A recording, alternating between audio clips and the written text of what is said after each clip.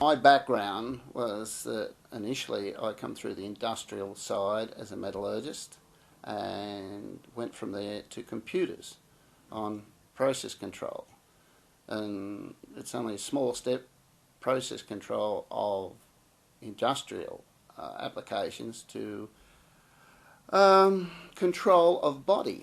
So it was natural that when I got diabetes, I sort of went back to my process control and started treating my body. I discovered I had diabetes by my own administrations. I actually read an encyclopedia and I realised that of the 9 symptoms that they had recorded there, I had 7 of them. Consequently, I went and told my doctor I had diabetes, and he said, "Oh." And I insisted on a blood test. Well, anyone that knows anything about the figures, I was 32.0 blood sugar. And they were looking for me to put me into hospital. Sport has always been a big factor in my life. I've played a lot of sports. I've coached 5 different sports for juniors. But my one love is squash. That could explain why I owned a squash court for squash centre for 15 years, and that kept me pretty fit. And it was while I was in the squash centre that I developed diabetes. But because of the fact that I was reasonably fit, even though I'm relatively big and heavy, I was still fit, and I think this is mostly what enabled me to combat the diabetes. As well, it helped me. The word I'm trying to say is to diet. It's a 4-letter word as far as I'm concerned, but I always had a sweet tooth. I had a bad combination of working behind a counter and having a big bunch of lollies handy, and I couldn't always resist it, and I used to eat a lot of lollies even when I was diabetes plus, so I had to work hard on it. Even though the sports helped me, and particularly squash, I still feel that the number one major contribution to sugar levels going up is emotions. Irrespective of what the emotions are, they can be a positive one or a negative one. And I still feel my sugars go up. Not I feel, I know my sugars go up. I have recorded 300% rises in sugar because of adrenaline flow on a squash court, particularly when there's something goes wrong, you question a decision, you don't get what you want, you get angry, and as soon as you get angry, the adrenaline flow comes in and far outweighs the effect of insulin. And as I said, I have 10 times definitely had rises of 300%. I sort of want to share this particular thing because I haven't read or seen too much about the effect of emotions. And everyone says, go for a walk, do some exercise. Well, as far as I'm concerned, it's not the exercise that does the job. It's the shedding of stress and emotions whilst you're walking that has the ultimate effect. I've tried several other different things that basically should have affected my diabetes, but they didn't.